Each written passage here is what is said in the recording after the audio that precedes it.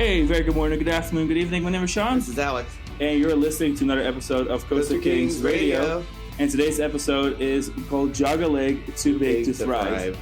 Everyone listening to this episode has some familiarity with Geauga Lake. I'm sure you've heard of it. If you're any sort of coaster or theme park enthusiast, have at least a bit of an idea of what Geauga Lake is all about.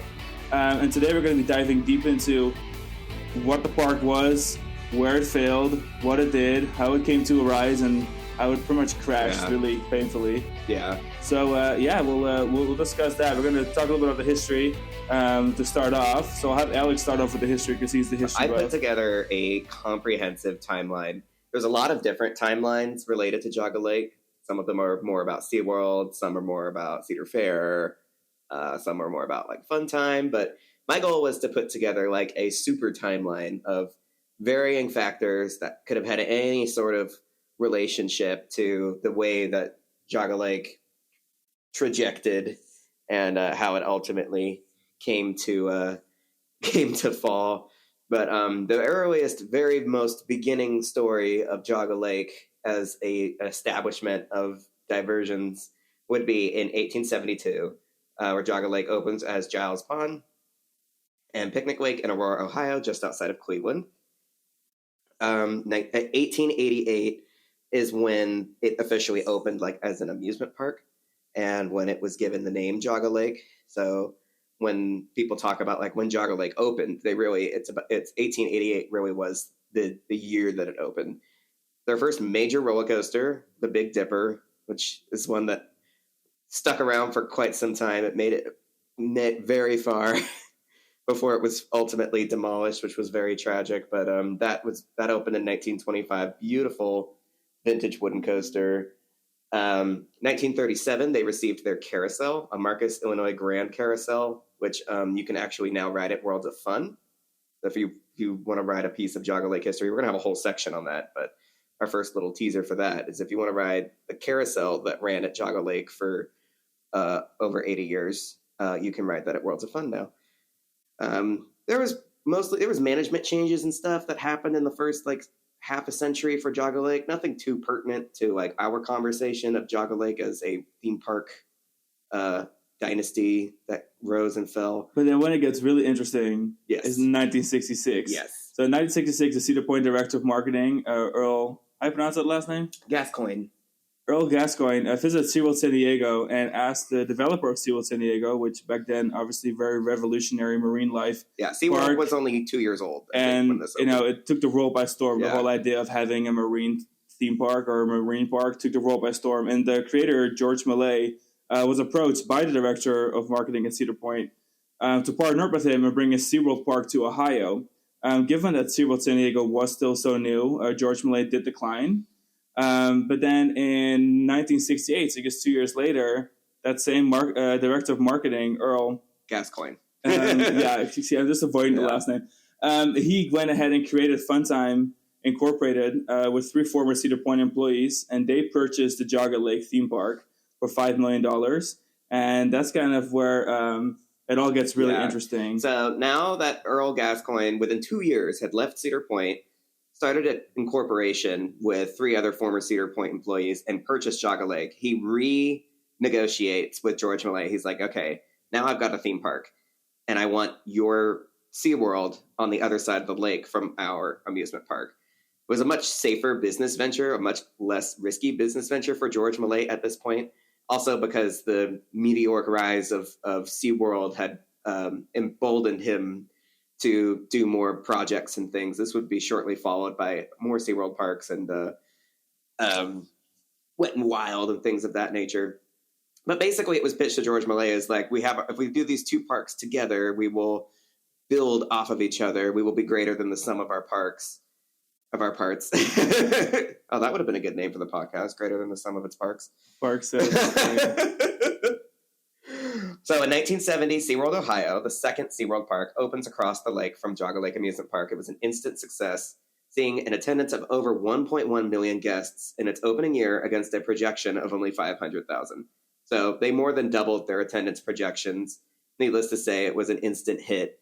And And the funny thing about this SeaWorld park was that it was actually a seasonal SeaWorld park, which is not a concept that most people are very familiar with. But when SeaWorld opened in Ohio, the weather in Ohio isn't really that perfect for year-round operations. Anyone familiar with the industry knows that most parks are seasonal, and if they have a winter event, it's very limited operation.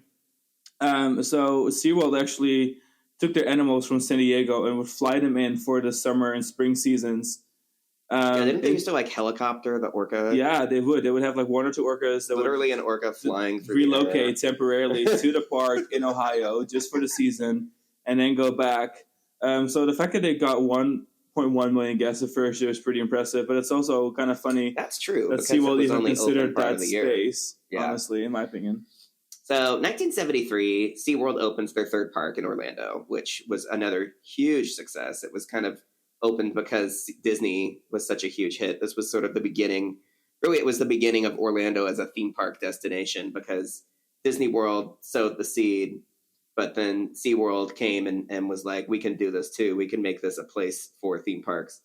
And it quickly became the flagship for the SeaWorld operation, sort of overshadowing SeaWorld Ohio a little bit, which is going to be important, I think, to the conversation later. 1976, now back at Geauga Lake. Geauga Lake replaces their 1952 National Amusement Devices Comet Junior wooden coaster with a Pimfari Zyklon, giving the park their second major coaster. They had a Wild Mouse and stuff that in the 50s, but really by this point, they just had the big wooden coaster and the little wooden coaster, and they chucked the little wooden coaster after not even 25 years to build a Zyklon, those were all the rage. All the regional parks that were popping up this time in this era, a lot of parks, like the second coaster after their wooden coaster was like a little Zyklon. Kings Island, Kings Dominion, Magic Mountain had one, Cedar Point had one. Like, it was the thing to do. And while we usually do think of Cedar Point as being like the reigning coaster destination in the region, Geauga Lake, especially really early on, it was always kind of been like a trendsetter, like a leader. In many ways that, in a way, Worlds of Adventure, however miserably it failed, was almost a continuation of that kind of vibe. Because in 1977, Geauga Lake added a third coaster, which is a custom aero coaster with two loops, so two vertical loops, which is the first ever coaster to feature two vertical loops. Back to back. Back to back. Or at all, really. And so at that time, that was obviously in competition with Cedar Point. They were so close in proximity. And then a year later, in 1978, Geauga Lake added another coaster. And that was a production model corkscrew with two corkscrews back to back. So now Geauga Lake had a aero coaster with two vertical loops and then an aero coaster with two corkscrews. And while it sounds really weird in hindsight, back then it must have been at the time it was such a power move. You have two big inverting coasters, both trendsetting, revolutionary rides. And so that's kind of funny because in a way that was foreshadowing what was to come, like in its coaster greatness, honestly. Six Flags Ohio, I think, is documented as the first time that the park entered this coaster's arms race with Cedar Point, but really it was the late 70s. This park went from having one major coaster in 1975 to having four major coasters in 1978. But I don't know I wouldn't say that it necessarily paid off. I think they built the corkscrew, and that was it for coasters for them for 10 years.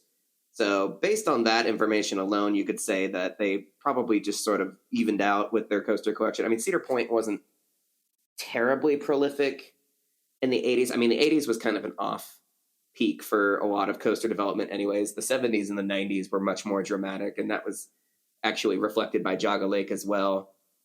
So now, moving forward, we're jumping ahead 5 years. In 1983, Funtime Incorporated begins operating Wyandotte Lake in Columbus, Ohio, which is now the Columbus Zoo's Zubezi Bay. It's home to the little Sea Dragon vintage junior wooden coaster. I kind of forgot that's even around, honestly.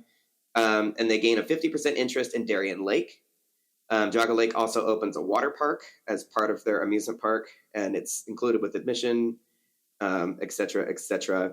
So at this point, this is when Funtime becomes like this little 3-park operation, which all 3 of these parks would later play a role in the Premier Park, Six Flags era. And it's kind of funny because when you look at the grand history of Geauga Lake, and then you kind of look at some of the additions they've had, especially under the Fun Time title, and then you look at Darien Lake now, which, was Six Flags, and it wasn't Six Flags, and now it's back part of Six Flags.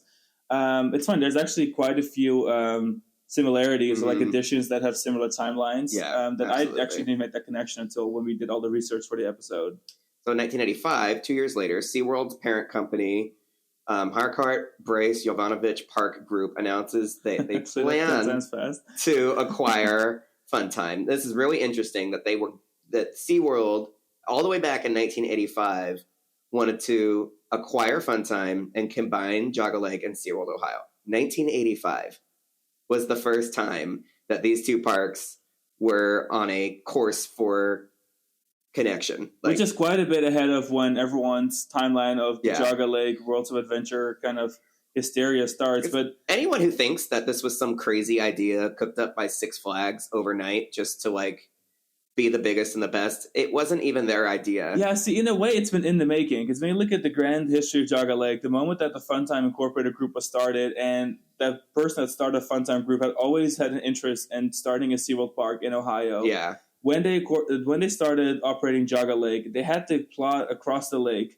just sitting there empty. They invited SeaWorld to come over. Yeah. They co-marketed the place. It wasn't like they were competing, honestly, all that much. They weren't competing at all. They were really trying to fill in each other's gaps. So one was the amusement park, and the other one was the marine park, which then was like the hippest thing to build. It was revolutionary. Yeah. So in a way, they were always kind of already connected. Yeah. And the whole origin of the parks even existing is because they were co-supporting each other. So in the end of the day, like Alex said, it's not even that weird that they all came together, but more on that. And people talk about how the Six Worlds of Adventure happened because Anheuser-Busch wanted to combine the parks and Six Flags counter-offered.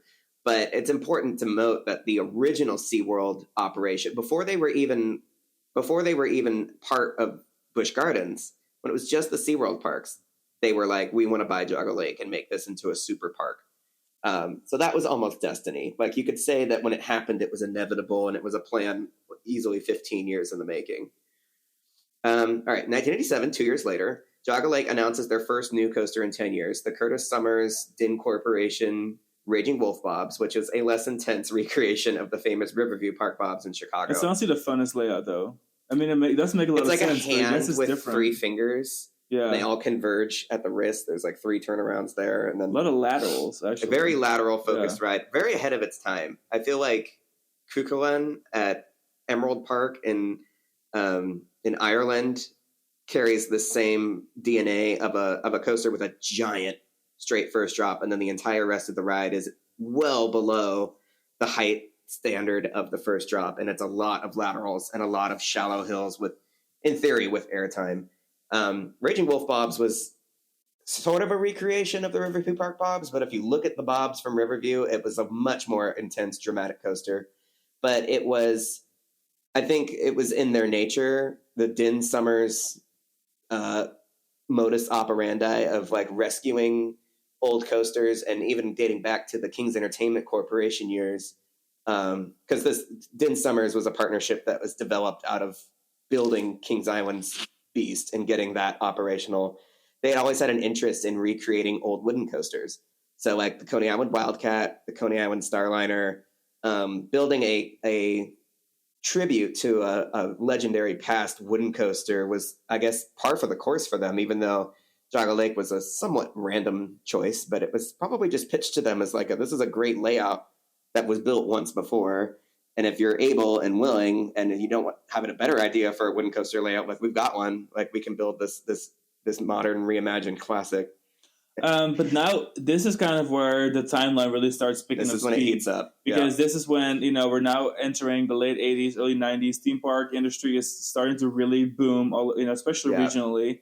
And in many ways, it was still kind of a regional destination. I don't think it ever truly received its global status that it wanted. But either way, a year later, in 1988, SeaWorld San Antonio opened, and that was the world's largest marine life park. It was a big, kind of like almost like a 3 ideas in one. It featured kind of like park areas that were very different concepts. One was named after the Florida's Boardwalk and Baseball Park. and another one was Cypress Gardens. One thing that's still kind of there is when you go to SeaWorld San Antonio right now, and you kind of have that clear entrance to SeaWorld on the side, and straight ahead you have Aquatica, and then you go off to your left, and then you have kind of like that walkway to the Discovery Point. Discovery Point is what it's called. The Discovery Point Dolphin experience, and then like a whole separate aquarium. That all used to be one giant park with like all these offshoots, and on that side of the aquarium and Discovery Point, there used to be like a giant map of the U.S. Like it used to be very conceptual. Now, of course, it's very much defined more as like a SeaWorld park, and it's accompanying water park. And the area that the water park, Aquatica, sits now on what was the Cypress Gardens neighborhood of SeaWorld. And I think Boardwalk and Baseball, I forget exactly how, I don't know if that was all the way to the left, where what is now closed, or exactly how it was organized, but those were the three brands that the SeaWorld Park company had at the time. This was right before the Anheuser-Busch acquisition. So it was really SeaWorld and Boardwalk and Baseball and Cypress Gardens was like this Central Florida cluster of parks, this little dynasty. And because the San Antonio project was so massive, they were like, we want to bring all three of our brands, not just SeaWorld, but Boardwalk and Baseball and Cypress Gardens to San Antonio.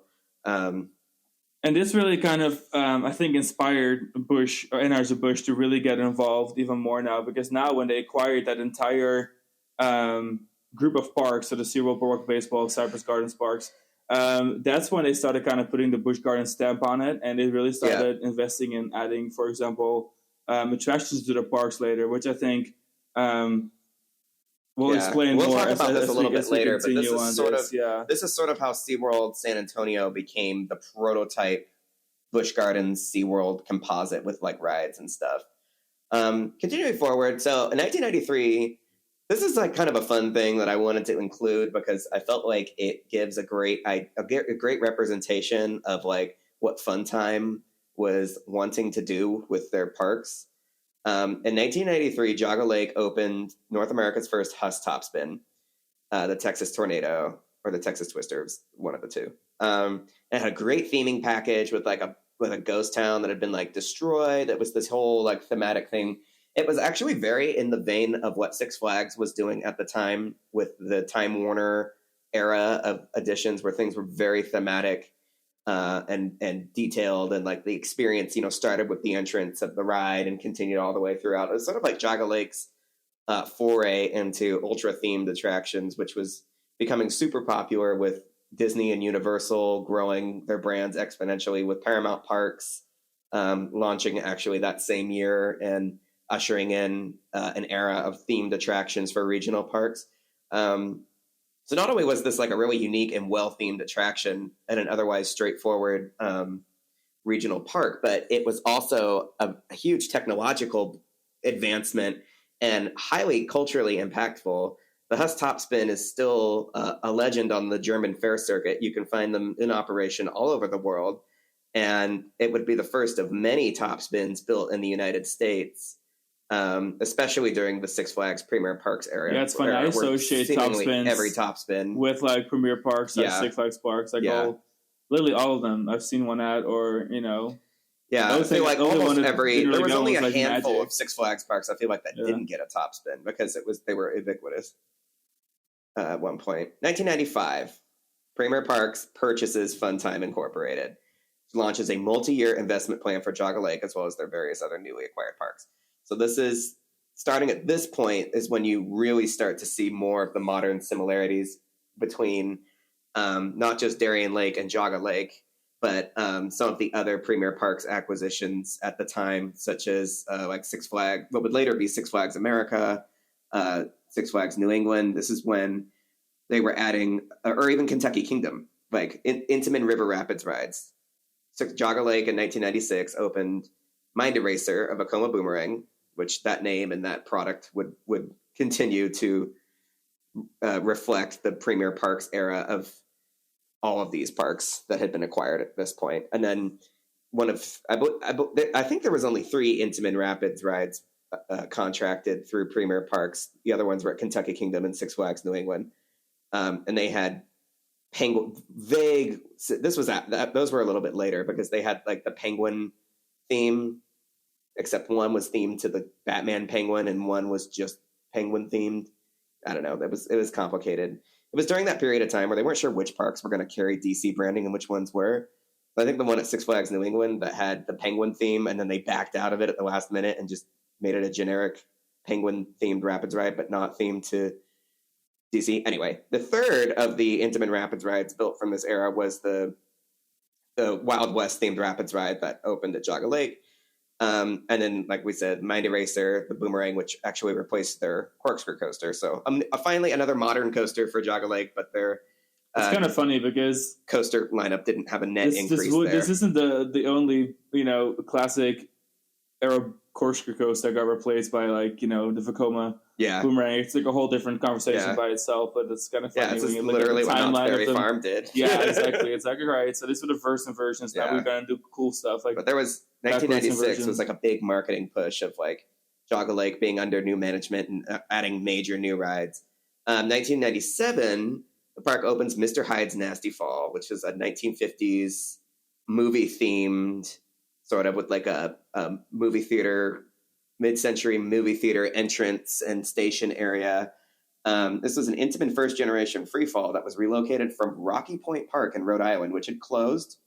That freefall had actually come to Rocky Point Park from Six Flags Great America. It was the infamous Edge ride that suffered a malfunction just 2 years into its operation, where a vehicle fell down the elevator shaft and crushed the vehicle on top of it.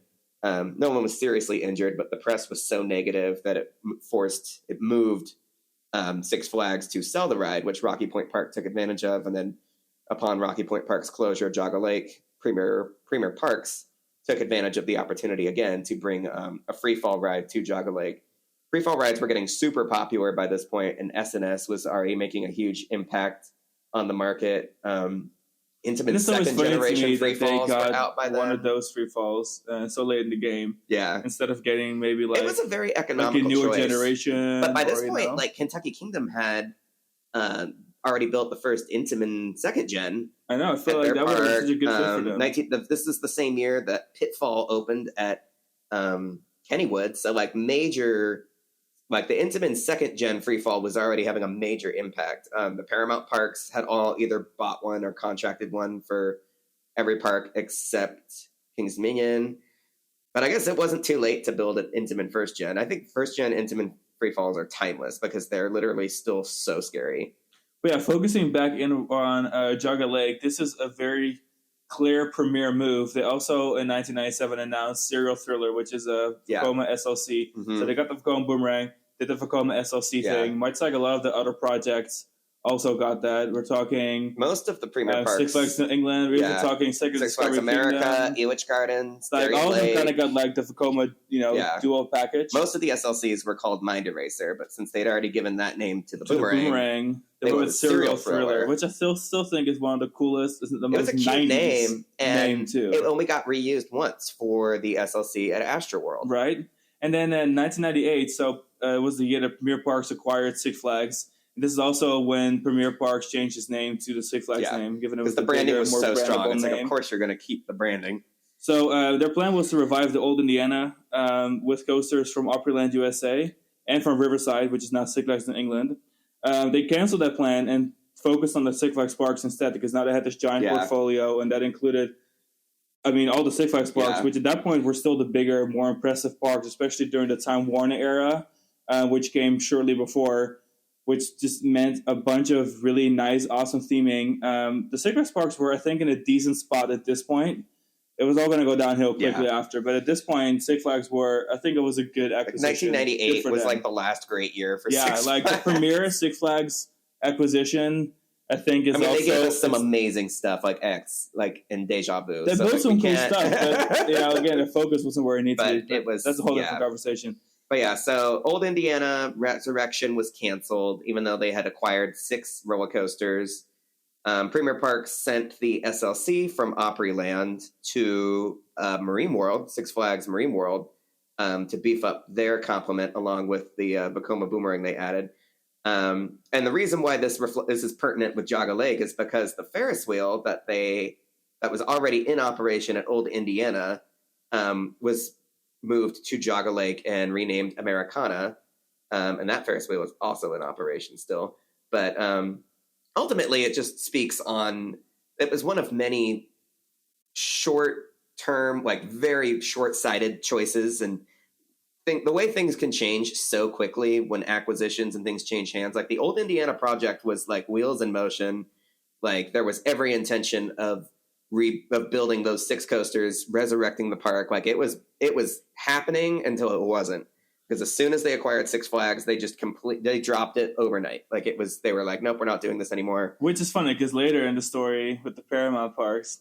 Anyway, so 1999 comes and SeaWorld Ohio rebrands themselves as SeaWorld Cleveland, and Six Flags announces their name change to Six Flags Ohio. That's an interesting name change for me because SeaWorld dropped the Ohio part and Six Flags gained Ohio part.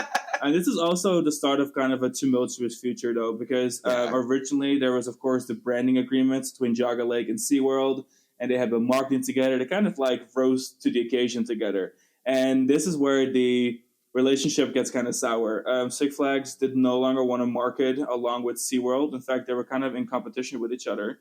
And Six Flags Ohio, fair enough, put in a lot of money to rebrand Geauga Lake into Six Flags Ohio. I mean, $40 to $60 million, which back then is a lot more money than it is now. Yeah, adjusted for inflation, it was easily $100 million. And they added 4 new coasters at once. I mean, this was such a big thing for Six Flags that SeaWorld was kind of left to the side. It's like, hey, we don't need you. We're going to do our own thing. Yeah. And that kind of, I don't know if that was the right move. But anyway. So meanwhile, SeaWorld had determined that they wanted roller coasters. The Busch SeaWorld agreement had been so fruitful. The Busch Gardens parks, and to a lesser extent by this point, the SeaWorld parks had seen so much success with building roller coasters. This was the B&M blossom between the Busch Gardens parks and SeaWorld San Antonio. And they were like, we have decided that our business model calls for major roller coasters in every park. And by this point, SeaWorld Ohio was the last project.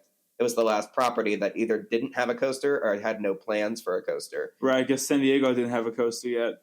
However, the big thing here was that a lot of people, I don't think, realized that in 2000, SeaWorld actually offered to acquire Six Flags Ohio, again, because Busch Gardens, the Anheuser-Busch company was so interested in adding attractions. Yeah. And they couldn't do it. They weren't legally able to build rides at SeaWorld Ohio because it was a conflict of interest against their agreement with Geauga Lake, which would be rides. You know, when you have one park that is the ride park and one park that is the animal park, and then the animal park decides we need rides too. Yeah, they wanted to protect each other's interest in the original agreement, sharing of the Geauga Lake space. But now it was a reflection of Ohio the market. No longer wanted to work together with SeaWorld. SeaWorld's only way to ever do the coaster thing because of the already legal agreement. The only way to do it is to acquire Six Flags. Yeah.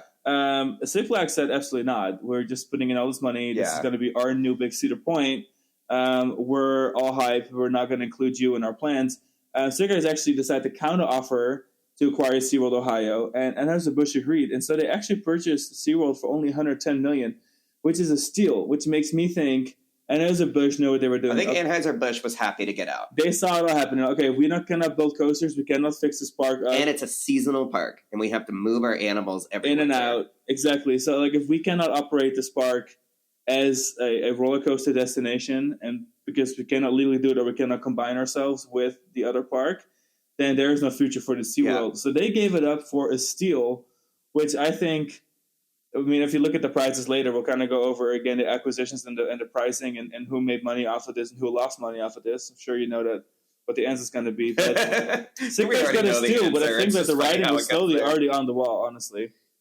So Geauga Lake purchases SeaWorld Ohio.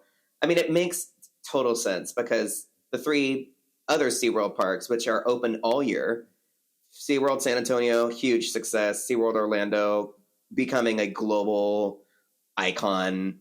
They've got, one coaster with a coaster on the way. SeaWorld San Diego's building, they're building coasters and they're focusing on these year-round assets.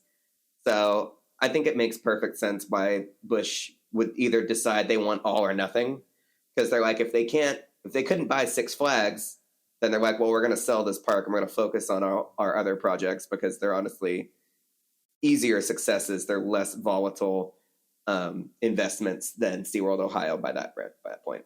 I really personally think that the reason that Six Flags got such an incredible deal is because Anheuser-Busch wanted out. Yeah. There was no way to operate a SeaWorld They definitely didn't want the agreement the way it was. Exactly. So they were happy with any change, basically. Well, yeah, that's because the whole existence of SeaWorld Cleveland / SeaWorld Ohio was coexisting with Geauga Lake, co-marketing, being like a dual destination. Yeah. And Six Flags didn't want to play that game after the 1998 acquisition. Yeah. So it became one of those things. It's like, all right, so we can't build coasters, we can co-market with the park that does have coasters, and we can't acquire the park that has coasters. Yeah. Sure, then take the property, take the park. And SeaWorld took all their animals. Yeah. Like it wasn't like, okay, we sold SeaWorld, and Six Flags operated the park with their animals. Six Flags had to take their own animals. Yeah. Yeah, they had to grab the animals from Discovery Kingdom / Marine World USA.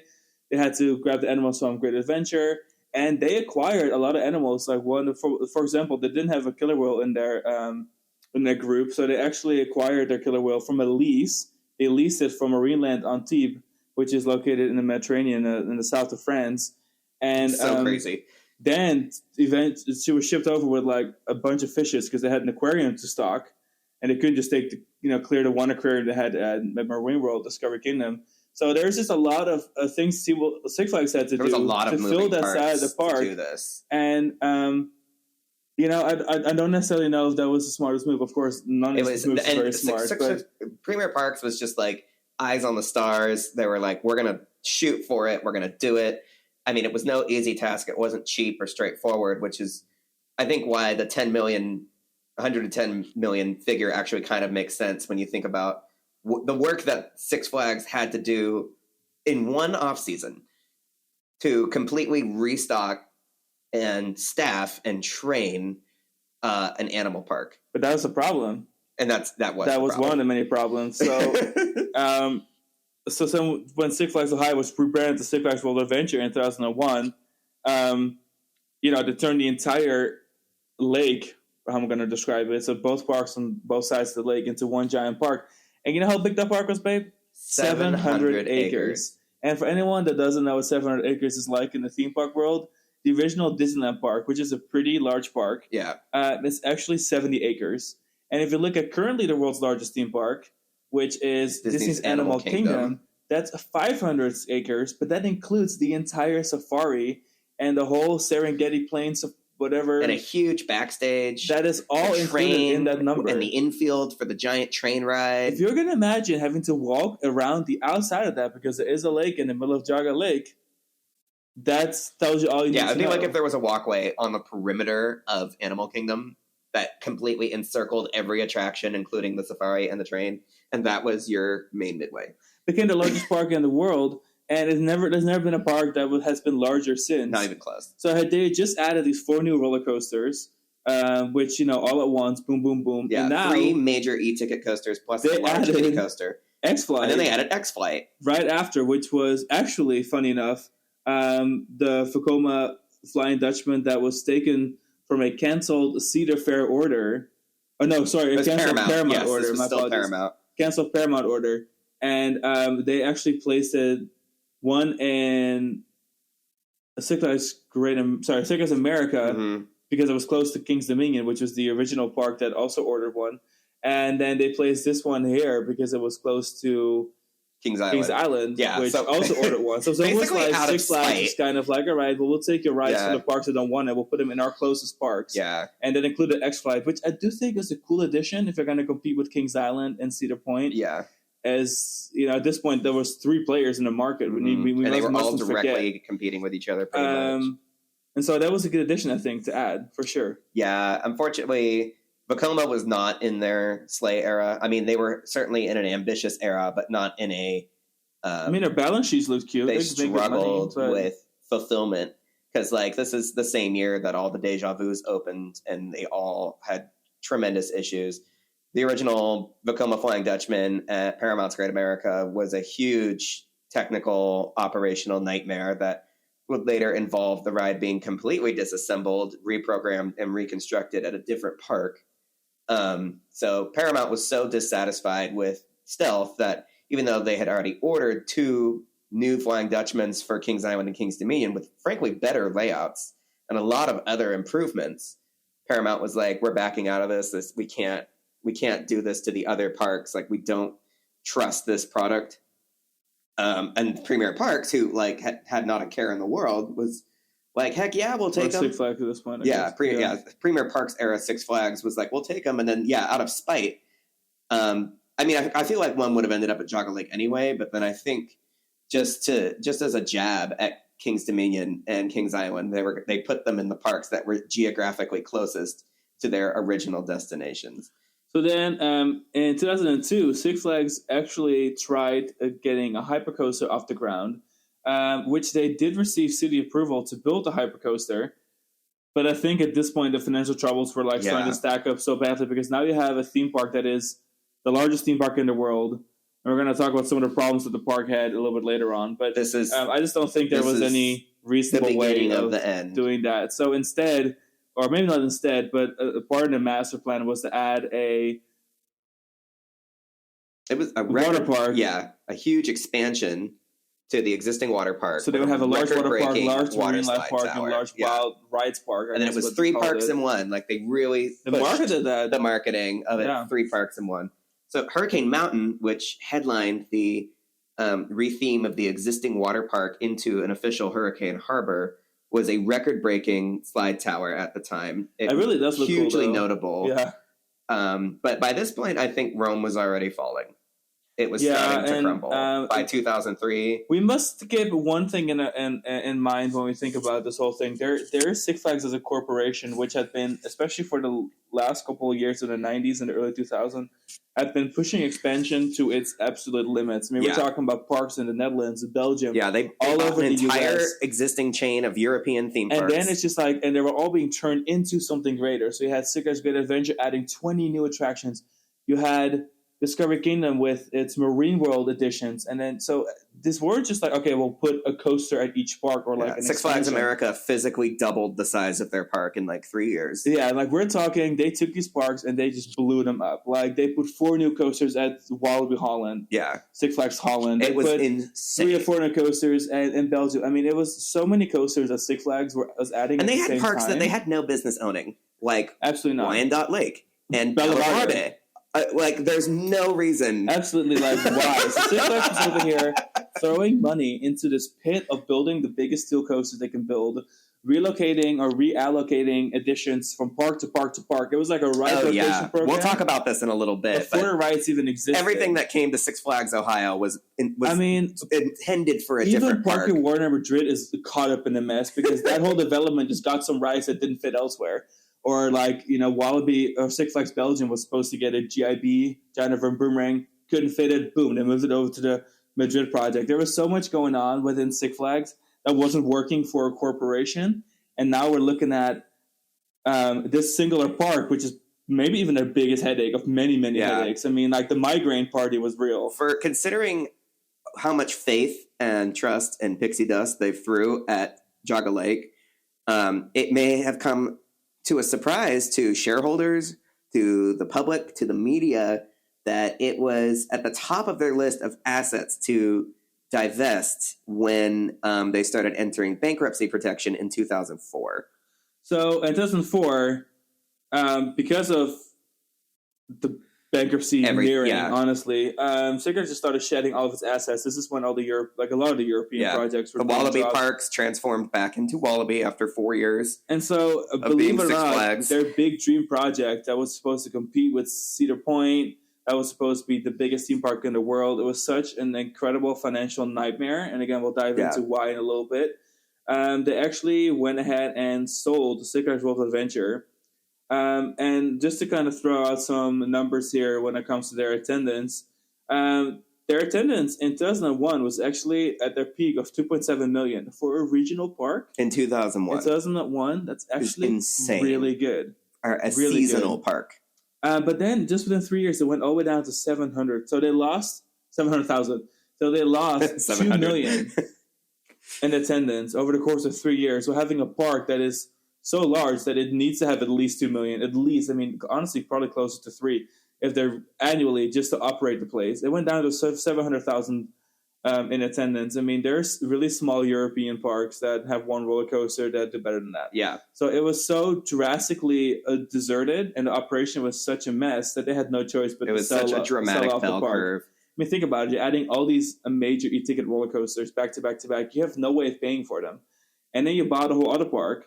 You already spend $200 million just on trying to get this park open, and now you can't even turn a single cent of profit. They could not get people to return and stick and be consistent. We'll talk about more of that later. But the fact of it is that the bell curve of attendance and interest was so sharp.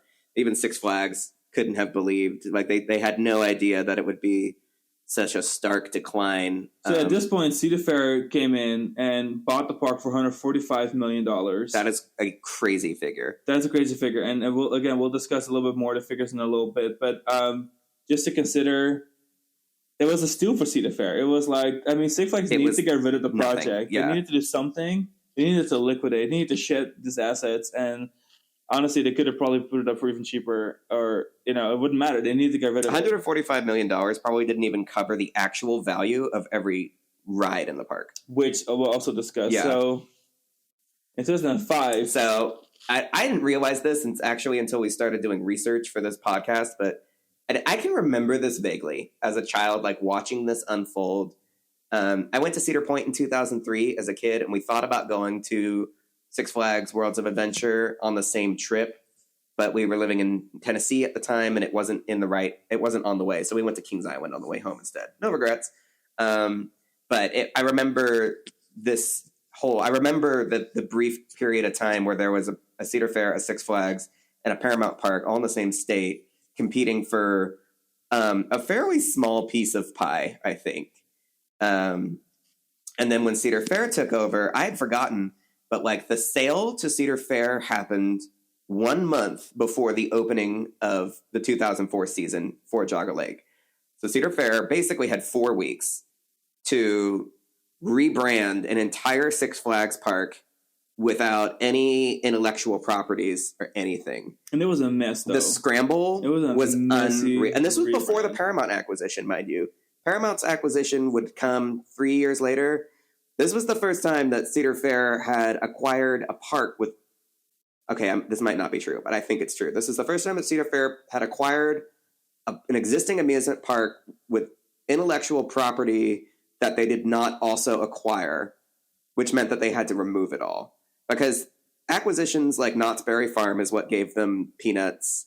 Valley Fair's acquisition, I think, was where the Berenstein Bears IPs came in. But basically, up until this point, as Cedar Fair acquired parks and grew their chain, every park they acquired they also acquired the intellectual properties that existing park was using in their parks for family areas and character meet and greets and stuff. And this was the first time that would not be the case, because obviously Six Flags Premier Parks had exclusivity on those intellectual properties.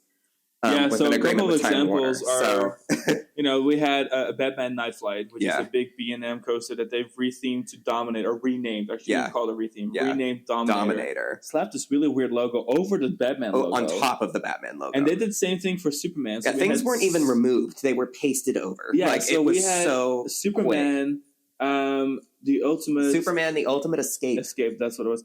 And so they renamed it Steel Venom, and it was literally over the Superman logo. Yeah. They painted over the diamond-shaped logo. Colors were the same. There was no time to paint the rides. There was no time for any of it. So this Steel Venom coaster had a Superman paint job. There was nothing about this ride that even looked like a snake in the wild. It was just So we have to realize that Cedar Fair didn't just cheaply get it real quick and then just didn't care. I just don't think they even had time to care. I don't think people appreciate the swiftness in which they were able to do this. And they're closing one side of the park, first of all. So they had to figure out a way to completely block off one side of the park because they weren't going to operate the animal side of the park. Cedar Fair, at least Cedar Fair knew where their limitations were. They're like, we are not a wildlife company, a wildlife park company. Cedar Fair saw all this unfold because it was their competition. Yeah. It was the competition for Cedar Point.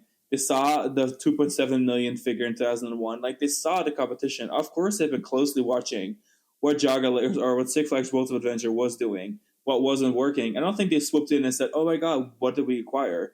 I think they knew exactly what they acquired, and the point was they had to scale it down. And Six Flags took all their animals anyways, and Cedar Fair had no interest in even touching animals. That. I think the minute that they bought the project, they knew that they were going to put a water park where the animal park was. Yeah, the animal park and expand the dry park into the existing water park area. And in a way, honestly, that was just smart. It was smart. It was sad to see SeaWorld. It would have made sense go, but it's a smart move. If it was a better if this whole project was just not so ill-fated, Cedar Fair's Geauga Lake concept would have worked, but there were just a lot of extenuating factors working against it.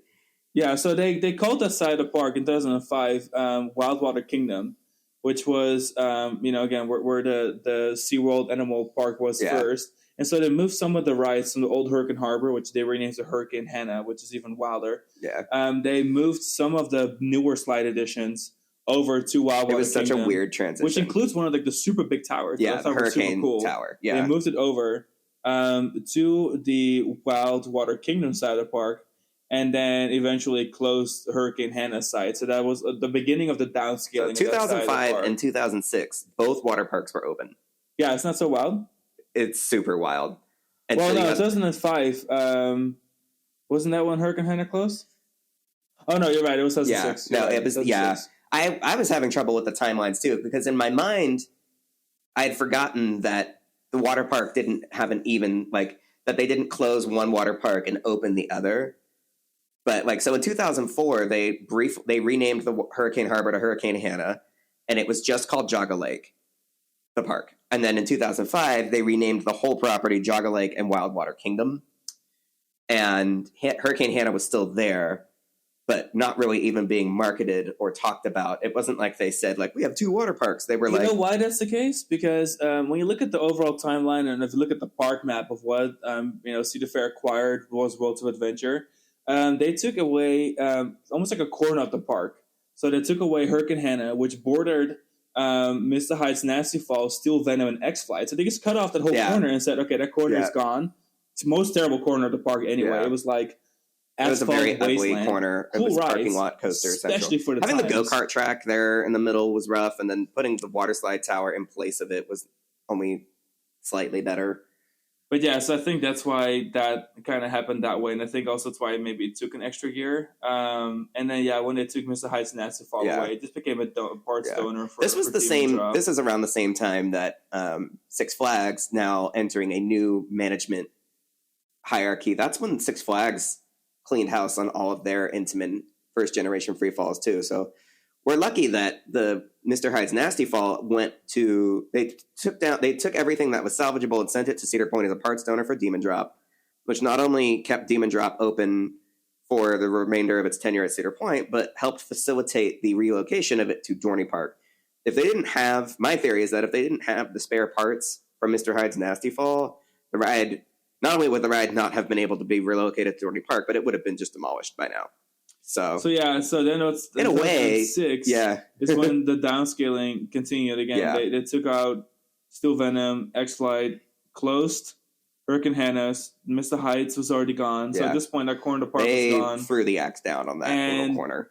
As part of the downscalings, taking away the animal side of the park, taking away a pretty significant corner of the main theme park area. And then all that was left was the bridge that connected Wildwater Kingdom with that side of the park now. And everything else off to the side, all the Six Flags Crazy Editions, those were all relocated, and the park dropped to summer-only operations. So it really went down to even more regional and seasonal. Yeah. The park was, with the exception of one weekend a year where they did an Oktoberfest celebration, they were only open between Memorial Day and Labor Day, strictly. Yeah, no spring operation, no early spring operation. I mean, think about it. 3 years no prior, weekends before schools came out. It was the largest theme park in the world. Yeah. And now it's down to literally 4 months of operations, 4 months of operations, 4.5 months of operations. If that, half the size of the park just within 2 years. Even less, maybe less than half. And it was needed because, again, the park wasn't sustainable. Well, what Six Flags was trying to do and what Aurora, Ohio was able to support were two different things. I just don't think, and we're going to discuss in a little bit, I don't think it's fair for people that are on the, like, wow, Cedar Fair bought this place, so you just, like, kill it. I don't think people... It was already dead. It's not fair. The place was dead. It was already dying. Cedar Fair acquired something that wasn't operational, wasn't feasible. Yeah. Why would they be to blame for operating this park in a smaller capacity? Yeah. And it still didn't work out for them, which is fair. Because the park was already on hospice because of Six Flags. There was really no saving it, even though I think Cedar Fair actually did try.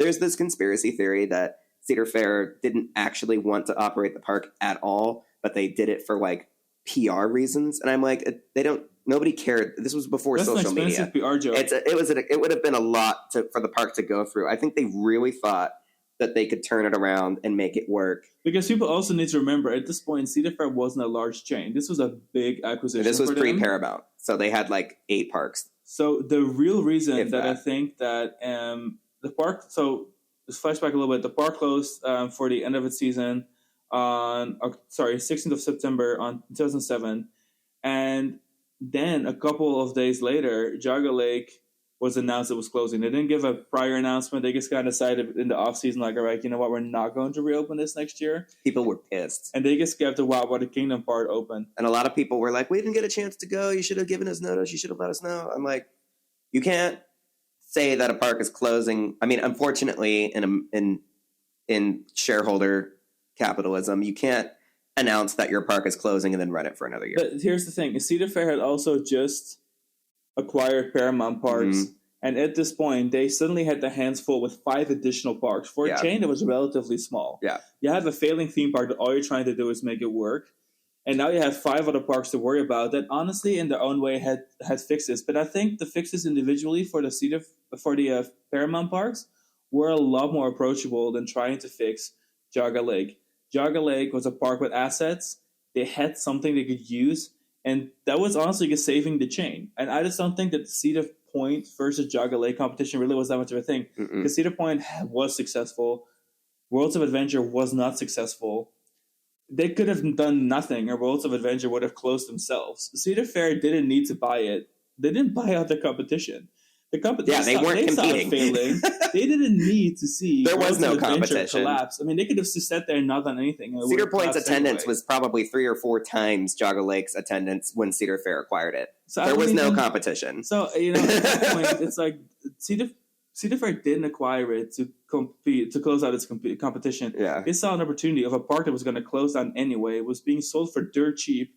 They said, "Why not give it a shot?" And then they acquired Paramount and said, "You know what? And they were like, this shot isn't worth it. We now have 5 Paramount parks." And they took what they had at Geauga Lake. And they took those coasters to flush out the Paramount parks. I mean, it was honestly genius.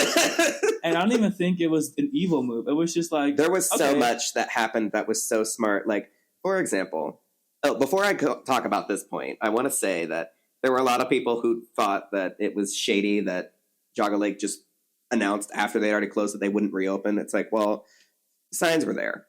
It should have been obvious to anyone paying attention that Geauga Lake wasn't going to last. That they were circling the drain.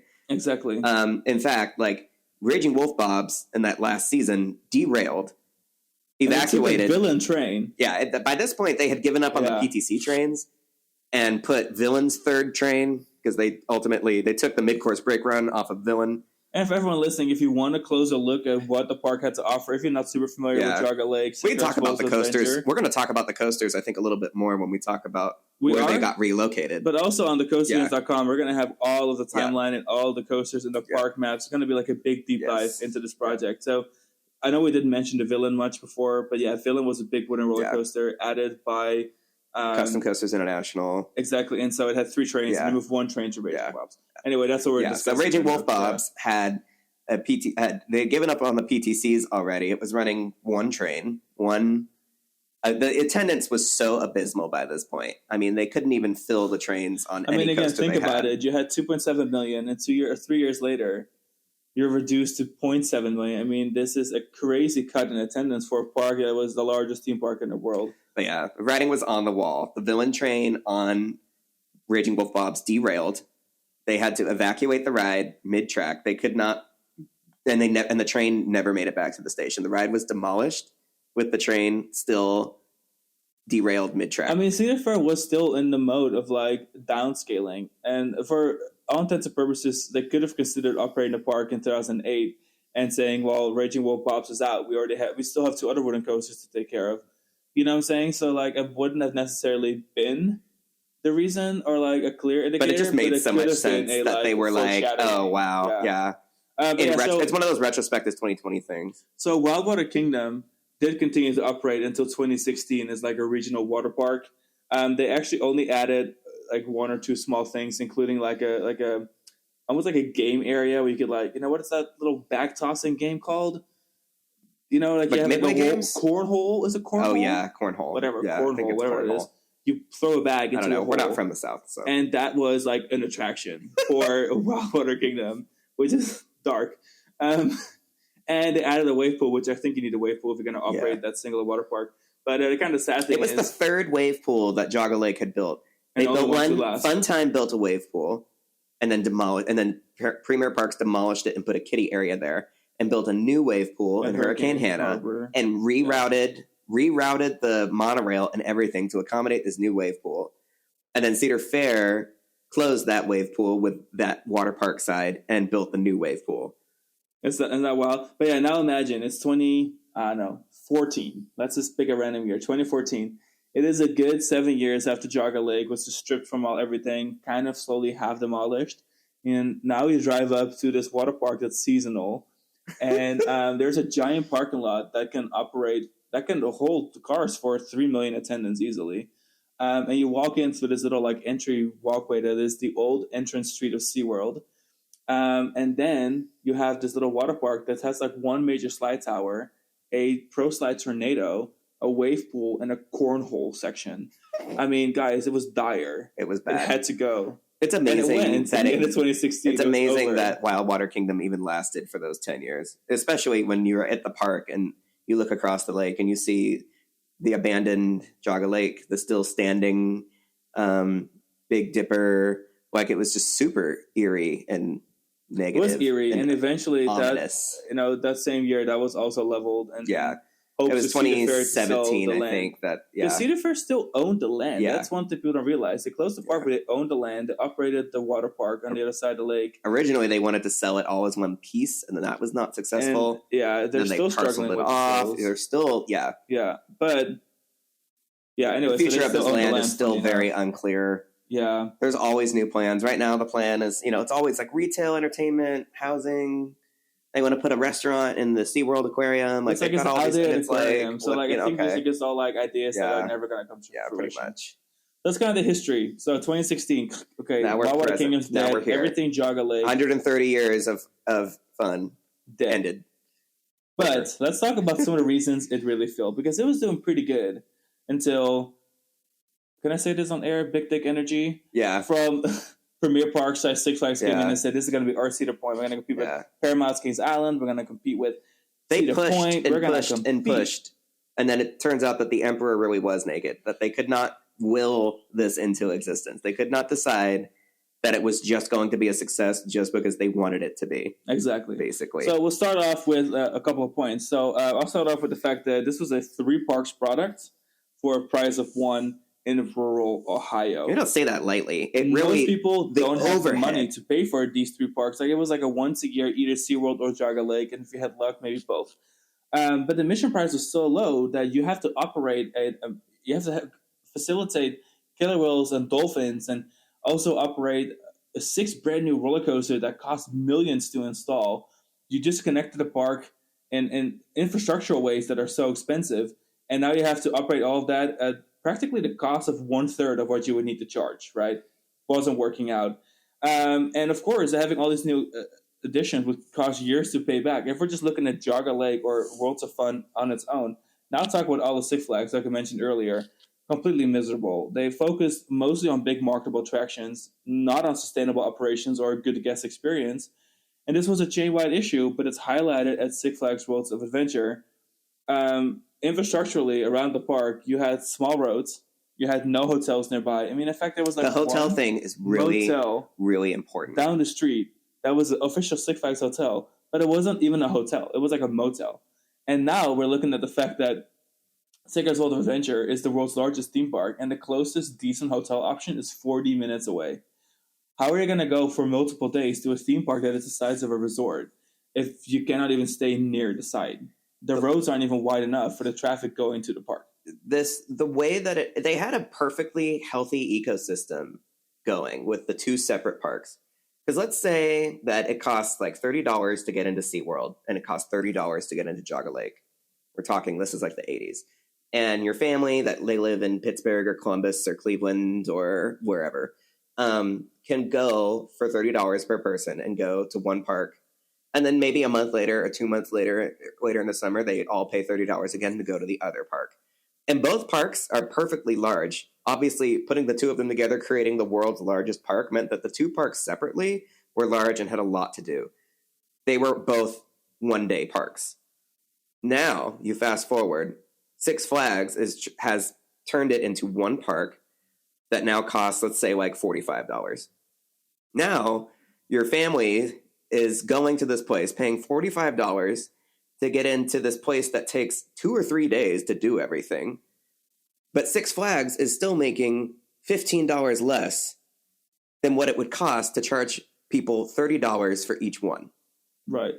So now, not only is it not possible for people to do everything in one day for the price that they're spending, you're spending more money than there is time to do the things that you're paying for.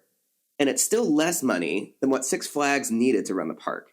And that was Six Flags' business model, though, especially during that time. It was like, all right, get the people on the gate, and then we'll just charge them for like expensive food, games, whatever else we can charge them for. Just get the attendance. And if it was a resort setup and they were selling multi-day tickets and like package it would be different. And if they wanted to compete with Cedar Point, which they really did, a big difference here was that Cedar Point already had on-site resorts, had partner hotels, several, an established setup that took years to create, but it was always kind of like a destination already, even when the theme park was still kind of being created. Aurora, Ohio wasn't really that, and so there was no time, because by the time Six Flags came in, they added their 4 coasters. A year later, they added 2 more coasters. Sorry. There was just so much going on so quickly, there was no time for anyone to decide to develop a hotel nearby or create a resort. It was just going too fast. And Six Flags wasn't building their own hotel, which I also think was a mistake, because you can't rely on a third party to come into this risky business, someone who's popping this park out of nowhere. I just don't even think hotels, you want to see success before you build in that market. The only way for Six Flags to have done it successfully is to would have added their own hotels, which obviously Six Flags was in no business operating hotels, unlike Cedar Fair, which had the Cedar Point properties, but also had Knott's Berry Farm that also included a hotel. Big difference. So inside the park, there was also obviously just the chaos of operational difficulties. First of all, they had difficulty staffing, because we're in Aurora, Ohio. Where are we going to pull all those people from to operate this park? Yeah. Where are they going to be housed? All that kind of stuff. So you have I don't know. Cedar Point had all of this housing already for seasonal staff. Exactly. So then you have that problem, and then you have the fact that you had 2 small regional parks, and they were by no means that big. Original Geauga Lake, original SeaWorld, Ohio, they were modest in size, modest in shape. Their attendance was modest and divided. Now you suddenly have clusters of people moving from one side to the park to the other side of the park, parking on one side, moving through small infrastructure that was designed for a small regional park. And it wasn't large enough to handle all of the people. Think about the entrance plazas. Think about the guest services. Think about the restrooms, restaurant. They were all designed for smaller. Really confusing to a guest. Really confusing. To enter one park and then continue through and find that you were actually in the back of another park. Which, that's one thing, but also imagine all those crowds that are going to spread out across the 2 parks, right? Yeah. Kind of funneling through a small old park entrance that can't necessarily handle all of that, because the attendance overall did grow, even like compared to the original attendances. You know, like the overall attendance of Six Flags World of Adventure was greater than Geauga Lake and SeaWorld. But you still had that old infrastructure you had to deal with. And then you had, like Alex said, mad confusion, because you got your 2 parking lots, your 2 guest relations, your 2 entrances. Chaos. I'm sure it was pure chaos. Not a day went by that somebody parked their car in one lot and exited the wrong way and got lost. Oh, I'm sure. And had to get driven back to their car by security. Could you imagine? And then you had the fact that Six Flags did the whole get in for free thing so freely that people, for example, from Darien Lake or Six Flags Great Adventure, they had their Six Flags season pass, and they drove down to see what Six Flags World Adventure was all about. Did one visit for free, and then they come back. So you have over here people just visiting for free. Like, apparently, how are you going to pay the for that? experiences the bell curve was so sharp because Six Flags was successful at getting people to come once. That was the biggest problem. And their experience was ultimately negative due to inadequate and overpriced food infrastructure, paying too much money for shitty food, for bad food, not enough bathrooms, probably not enough custodians, not enough people taking care of the park for the amount of people that were in these places. They were totally upside down on what was needed to accommodate the numbers of people they were having in a way that was actually pleasant enough for people to want to come back. Whereas in reality, people were going and they were getting their fill. Their curiosity was satisfied, and then they weren't coming back because they had seen it, they had done it. It wasn't like, okay, I came, I went, I rode the coasters, but the food was bad, expensive, took too long to get. The park was dirty, the bathrooms were dirty, probably people waiting in line to use bathrooms. And that's the kind of thing where it's like, well, there's other parks that are doing this better. Exactly. And again, you a hard time staffing, so hard time keeping a place operating at all the above, especially if you have 2.7 million annual visitors in your first season, or like it doesn't one, I should say, hanging around. So that was one of the big reasons people didn't come back, and their attendance dropped by like 2 million. Also, 9/11 had a little bit to do with that, of course, because the success of the season 2001 was prior to the attacks of 9/11, which hindered tourism across the world, including US. Any kind of tourism that they thought that they were going to pull from out of state definitely suffered, because I would say summer of 2002 and 2003, there was a lot less traveling. There was a lot less flying. Wasn't great. People were staying at home and doing like staycations per se. Parks that had a good regional fan base actually did really well during this period of time because people weren't flying across the country. People in Cincinnati weren't flying to Disney World in 2002 as much as they had been previous year. They were staying and just going to Kings Island a bunch. Exactly. Geauga Lake, Six Flags Worlds of Adventure, rather, did not have a fan base that they could sustain.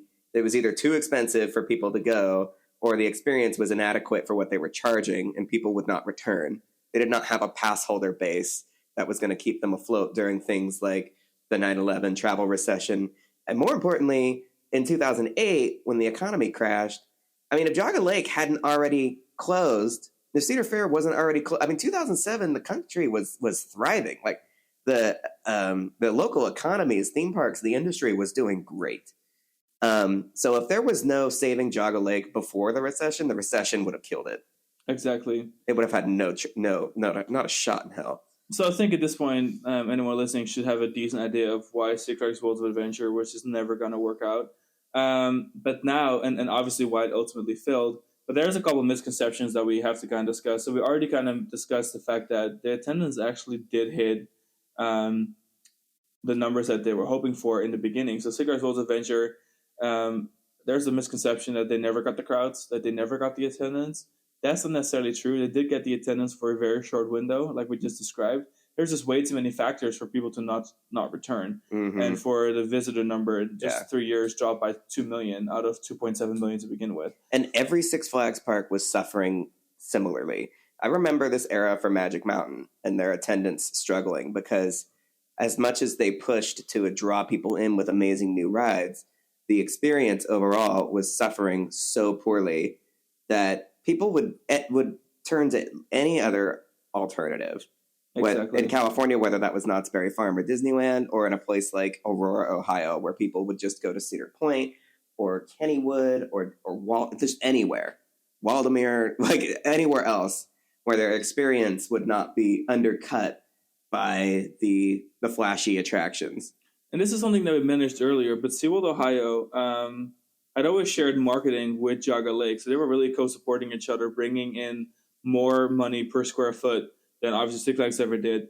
And because Six Flags never wanted to share that marketing with SeaWorld, and therefore SeaWorld and Anheuser-Busch saying, okay, you can go ahead and take the property from us, purchase it. That I think was one of the earliest writings on the wall. People, I don't think, realized that the relationship was so rocky because SeaWorld had already tried making that a big destination, and Six Flags was kind of like, absolutely not, we're going to do it. And I think that cockiness almost kind of, I mean, they were so overly confident in their product, which I still don't quite understand why, because it wasn't working on so many levels. But I think the problem is that they've rolled out their business model all at once across all their parks worldwide by just mass investing in building the big rides and only focusing on the marketable additions. That there was almost no time to learn from their own mistakes, I think, because it was all happening so unilaterally. Yeah, they didn't have time to mitigate what was happening until it was already too late. Any park, it wasn't working. Yeah. So suddenly it's like, okay, damn. And I think if Six Flags had tried that on one park, say World to Adventure, and realized, okay, that's not working, they would have had other ways of pumping that place back to life or fixing it, but there was just no way. The whole chain was just under such intense pressure, it collapsed within only a few years of. It was like a house of cards. All of it. It was a house of cards. I mean, the Six Flags. There was no way that it wouldn't fail. Like it was inevitable. Wild fever dream. So yeah, let's go ahead and talk a little bit about why Cedar Fair was not necessarily to blame. So Six Flags, as it was going through its bankruptcy protection, or heading towards it rather, and selling off their assets all over the world, including the European parks, they were so desperate. They sold the entire Geauga Lake Worlds of Adventure thing for $145 million, which was far below probably the actual value of the park and its assets. I mean, it was way below. I mean, think about it. They bought SeaWorld Ohio for $410 million. And that was a low deal. price. And that was before they even added the animals, before they updated it to become part of Six Flags. All of that obviously cost money. We're just talking, they bought the bare infrastructure of SeaWorld Ohio or SeaWorld Cleveland for $110 million. And then they had to add the animals. Then they had to go ahead and rebrand it, staff it, connect it to the rest of the project. And then the original Six Flags Ohio edition was $60 million. So, like, just going from being Geauga Lake, managed by Premier Parks, to becoming Six Flags Ohio, and adding all the new the 4 e-tickets, that whole project cost them at least $60 million. So that combined already cost more than just the selling point of the project. And there was all the other costs that came into it. I mean, infrastructural upgrades, marketing, whatever, anything else you can imagine that had to go into the project. I mean, they sold it at an incredible loss. Yeah. Like, it was just like the cheapest thing they it was an easy choice to make for Cedar Fair, and one that really served them well with the Paramount acquisition, because suddenly they had a failing park full of assets and 5 new parks that needed new assets. And it was a matter of purchase. They basically, I don't know, I wouldn't say that buying Geauga Lake for parceling it off to the other parks was necessarily their plan. Because and I really don't think it was, because that was 3 years before they acquired Paramount.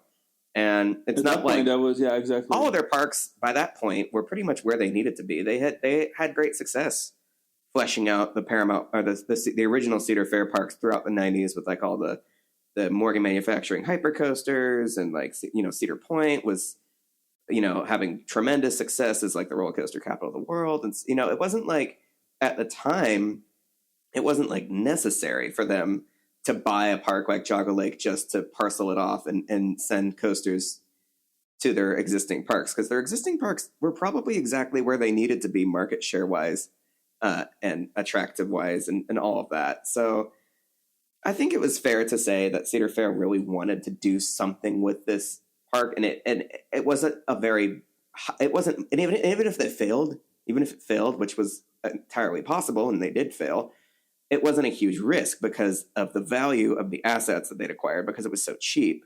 Exactly. They still came out on top, even though they had to take the loss. And there was just no way to operate the park without scaling it down. And I feel like people are just hung up about this like once amazing, great park that really wasn't that amazing or that great, besides in physical skill. And then it was just not operable. So the only way to do it is to shift focus, make it a family park again. The only true proven way to operate Geauga Lake was as a family park, mid-sized. Period. That's the only way it was ever successful. And I think Cedar Fair knew that, and so they tried bringing it back to that. with the water park as well. Something that you can charge a reasonable price for. With a couple of cool additions. I mean, it's not like they in one day. Everything right away. I mean, they had some cool rides still left. I mean, it was a good regional park. Yeah, in fairness, the rides that they chucked right away, like the Free Fall, was at the end of its service life. The Impulse Coaster, and the Flyer were technologically difficult and expensive to run. Run the SLC, the Boomerang, the Florals Coaster. I mean, these are reliable attractions. The workhorse coasters are the ones that stayed. Great for a regional park. So I think that what they did really did move in a direction where they could have operated it and perhaps even really wanted to. But again, I think when Cedar Fair acquired the Paramount parks, it was game over. Because it's like, okay, we have our focus elsewhere.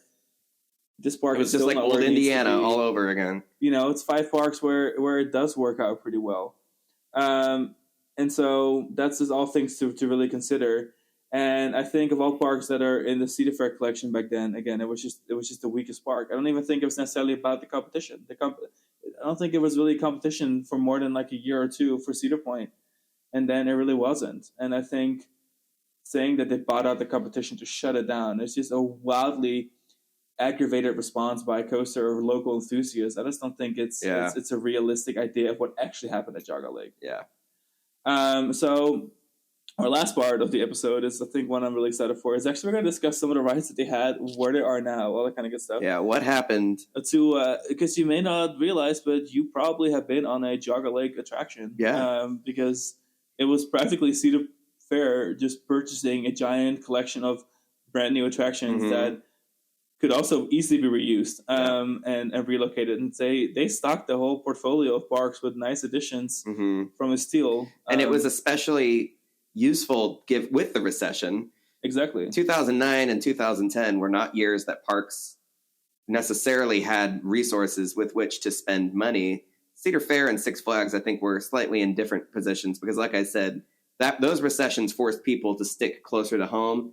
So if there was a Six Flags or Cedar Fair park near you in 2010, like that was the year that they probably saw a lot more local interest in the peak season versus people leaving and going out of town and doing things. But any sort of cash liquidity that Cedar Fair was maybe suffering or struggling with in terms of having money around to give parks marketable upgrades during this period of time where money was tight, Geauga Lake made the prosperity of the Paramount Parks acquisition era during the recession possible. And it would have been a lot tougher and a rockier transition, I think, for Cedar Fair and Paramount merging if it hadn't been facilitated by Geauga Lake. So let's talk about some of the rides. So we obviously have X-Flight, which was originally actually meant for... It was originally meant for Kings Island. And so it's kind of funny how eventually they did then move it to Kings Island. I think it was a great fit for Kings Island, honestly. Yeah, I missed that ride, and I would rather have it than Orion. Wow, I guess I'd actually agree with you. But yeah, so X-Flight was a good fit for Kings Island. And again, they had just recently acquired Paramount Parks. I think it was only natural that they would try and invest something quickly just to kind of... It was the perfect addition for Kings Island, especially at the time. Their last most recent coaster in 2005, the last major Paramount ride, Italian Job stunt coaster, was a great family coaster, but I think a big thrill ride, something unique and really marketable, was what Kings Island needed next. And X-Flight was the perfect choice for that, or Firehawk. And then you have Batman Night Flight, which was the largest B&M Florals coaster in the world, longest, I should say. And that was then known as Dominator at Geauga Lake before it was relocated to King's Dominion, also being called Dominator.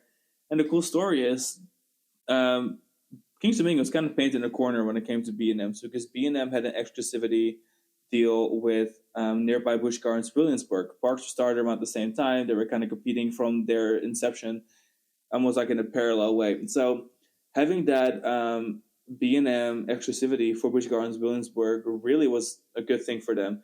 As where for King's Dominion, it was kind of challenging to even acquire anything B&M related.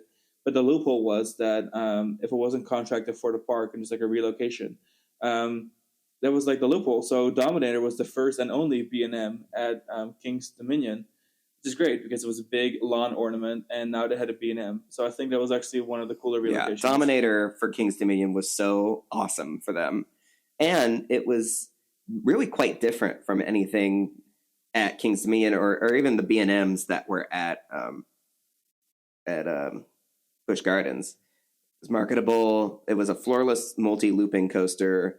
It was just right. It fit just perfectly for the market power for King's Dominion and where they located it. Yeah, it's kind of a parking lot coaster, but it was so attractive and so perfectly situated to show off and to demonstrate, the fruitfulness of the new management team. And then Superman: The Ultimate Escape, which was the Intamin impulse coaster, was renamed Steel Venom at Geauga Lake. Then it was relocated to Dorney Park and opened as Voodoo.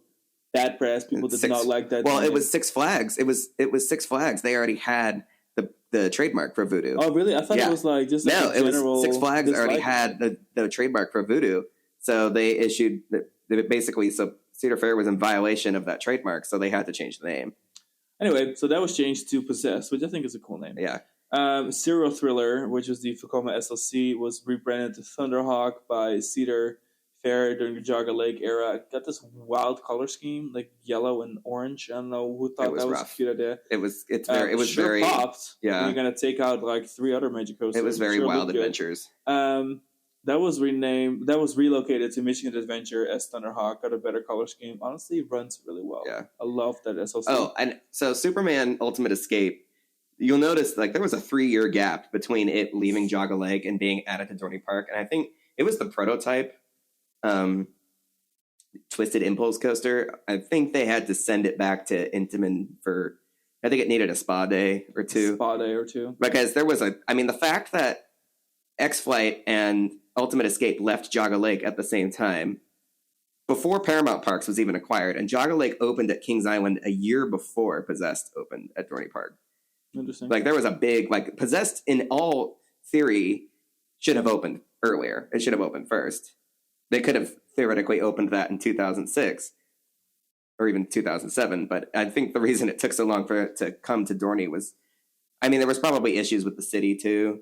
Maybe they had other plans for it and maybe it was supposed to go to another park. Who knows? But I think that somewhere in those 3 years, I'm guessing that the ride needed to go back to Intamin to be tuned up because otherwise it probably wouldn't still be open because all the impulse coasters are starting to drop. So, and then we had Roadrunner Express, which was renamed to Beaverland Mine Ride, but it was really just like a Tivoli coaster. Yeah, so the double figure eight Tivoli coaster. Was a bit of an oversell.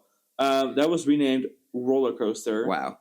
At Papaya Park in France. I don't exactly know where Papaya Park is. It's a small park, but it is still around. Named Roller Coaster. Very grand oui of them. Mind Eraser, which you would think is SLC, but it's actually the Vekoma Boomerang. The Vekoma Boomerang from 1996 was renamed Headspin, which I think it's a kind of a cute name. Yeah. Because boomerangs do be kind of giving you a head rush. They give you a head rush, yeah. And that was then moved to Carowinds for 2010 opening of Carolina Cobra, renamed Flying Cobras. Yeah. And that had some of the first MK12 self-vest restraint trains. That was actually a cute choice for Carowinds, too. Yeah. Some people complained. They're like, how can you put a Vekoma Boomerang in a park that already has, like, a custom B&M invert and stuff? But it's like, well, it was... because they didn't have a backward... They didn't have a coaster that went backwards. They used to. They had their shuttle loop, and that was chucked in the 80s. It was different enough and marketable enough that it worked for them, and it was a fun little teaser because that ride was the new coaster for 1 year, and then the very next year they added Intimidator. So and then Texas Twister, which was the first that OG topspin in North America, was then moved to California's Great America to be rethemed to Firefall, which I rode Firefall a couple times. Kind of cool, but I can't believe that the first ever topspin, which are already problematic rides to begin with, was relocated. It's funny. The ride was already 15 years old when it went those to are not Great America. That reliable, but that was kind of fun addition for California's Great America. And last but not least, not very spectacular, but the Americana Ferris wheel from Old Indiana was then Americana Ferris wheel at Geauga Lake, was then Americana Ferris wheel at Kings Dominion, where it was located roughly where one of the Skywide stations was at the end of the Candy Apple Grove Midway. So that is Geauga Lake's history, Worlds of Adventure's miserable failure. all rolled into one. Again, I don't think Cedar Fair deserves the hate that it's been getting. I think that maybe the general public has been shifting a little bit. I think it's been softened. I think the frustrations towards Cedar Fair have softened up a lot in the social media and internet age. People, I think, are a lot more sympathetic to not only what Cedar Fair wanted to do, but also just like how smart it was for them to do that, how it was like a golden opportunity that they would have been foolish to let slip. Exactly. So yeah, that rounds up our episode. This was a long one. We appreciate you listening. Again, thecoasterkings.com. At the time of this episode, there is a full historic kind of rundown of everything that happened with Geauga Lake, Worlds of Adventure, all the good, all the bad. Some of the rides are relocated, park maps, all the good stuff. So definitely check that out. And we would really appreciate you leaving a review on any podcast streaming platform that you're currently listening on. Probably 5 stars, of course. We would appreciate that. To help us grow, share this episode with your friends, family, whoever Mr. Geauga Lake has an interest in Cigar's Worlds of Adventure. And we will catch you on the next episode. Thank you so much. Thank you. Bye. Bye.